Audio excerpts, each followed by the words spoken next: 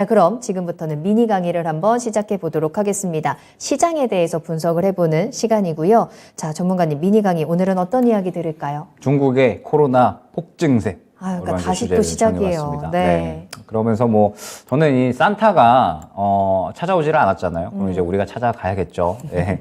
산타를 찾아가러 떠나는 여정이고, 네. 산타를 찾으러 떠나가는 여정이 지금 이제 중국 코로나 폭증세가 어느 정도 좀 답이 있지 않을까. 물론 이제 다른 나라가 이제 힘든 상황이기 때문에 이거에 대해서 너무 이제 반기는 그런 거는 아니지만 어쨌든 우리 시장에 약간의 조금 이 해답이 될 수가 있지 않을까. 제한적인 산타 랠리가 이 섹터에서 이제 일어날 수 있지 않을까라고 생각이 됩니다. 네. 자, 지금 보게 되면 이제 이번에 이 중국 방역 완화가 시작이 되면서 결론적으로는 코로나 확진자가 어마무시한 기세로 폭증이 되고 있습니다. 그러면서 이제 미국에서 이렇게 이야기를 했어요.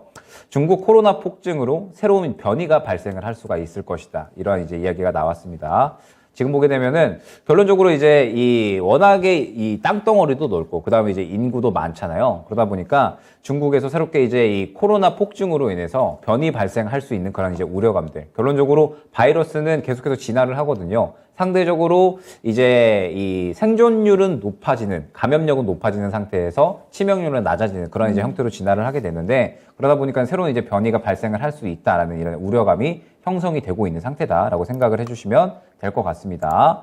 자, 그러면서 지금 이 중국의 상황을 보게 되면은 화장터, 이제 화장장이 이미 포화 상태라고 해요. 그러면서 이제 이야기를 보게 되니까 이제 보통 시체를 보관을 해야 되는데 이 시신을 보관할 장소가 없어서 이제 바닥에 그냥 방치가 되는 수준이다라고 합니다. 그만큼 이제 코로나 사망자는 어마어마하게 증가를 하고 있는데 사실 또 이 중국 정부가 이 사망자를 제대로 좀 발표를 하고 있지를 않죠. 예, 사망자를 좀 축소해서 발표를 하는 그런 이제 경향이 있다라고 이제 이야기가 나오고 있는 상태에서 지금 보게 되면은 이게 이제 좀 중요한 이야기일 것 같습니다. 베이징에서만 재택 치료 중 하루 2,700명이 사망을 했다라고 이야기가 나오고 있죠. 네. 심상치 않은 상태다라고 이제 이야기가 나오고 있는데 결론적으로는 지금 현재 이 중국은 의료 인프라가 전혀 갖춰져 있지 않은 상태에서 방역 완화를 했기 때문에 이 부분에 대한 후폭풍이 굉장히 커지고 있다라고 봐야 될 것 같고 중국 코로나 확진자 이 증가세가 단기적으로 끝날 것이냐 저는 전혀 그렇지 않다라고 보고 있거든요.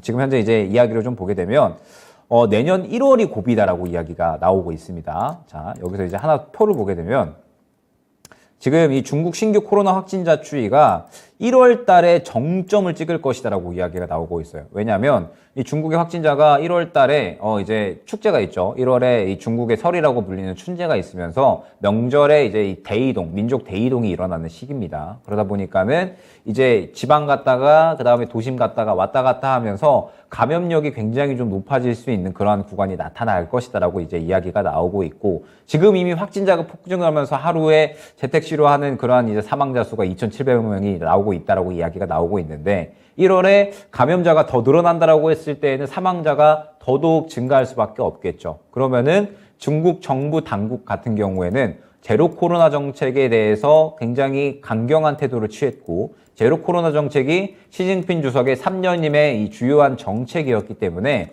결론적으로 지금 현재 상태에서 거리두기 정책을 새롭게 실시할 수밖에 없다라는 부분이 주요한 핵심일 것 같습니다. 요거를 보게 되면 중국이 지금 이제 인프라가 전혀 갖춰져 있지 않다라는 그런 이제 이슈예요. 병상이 많이 부족하다라는 그런 부분인데 결론적으로 이제 인프라도 부족하고 그러면서 이제 확진자도 폭증을 하고 있다 보니까는 이 아무래도 이 중국의 현재 거리두기 정책이 새롭게 조금 우리나라와 같이 어느 정도 좀 부활할 수 있지 않을까. 미국이나 혹은 이제 우리나라가 했던 것처럼 우리나라 이제 예전에 보게 되면은 거리두기 정책을 좀 실시를 하게 되면서 이제 9시 되면은 이제 다 들어가야 됐잖아요. 그러면서 정말 힘들었던 시기가 있었는데 그러한 이 거리두기 정책을 그대로 좀 답습하면서 이제 이런 부분들이 중국에서 그대로 진행이 되지 않을까 생각이 됩니다. 그러면서 이제 결론적으로 봤을 때 중국이 이 리오프닝까지의 기간은 상당히 좀 소요가 될 것으로 이제 예상이 돼요. 결론적으로 우리나라 같은 경우에도 이제 22년 1월부터 9월까지 이제 상당히 좀 기간이 걸렸기 때문에 중국 같은 경우에도 지금 현재 상태에서 상당히 이 코로나가 안정이 될 때까지는 긴 시간이 걸릴 수가 있다라는 점. 그러면 적어도 저는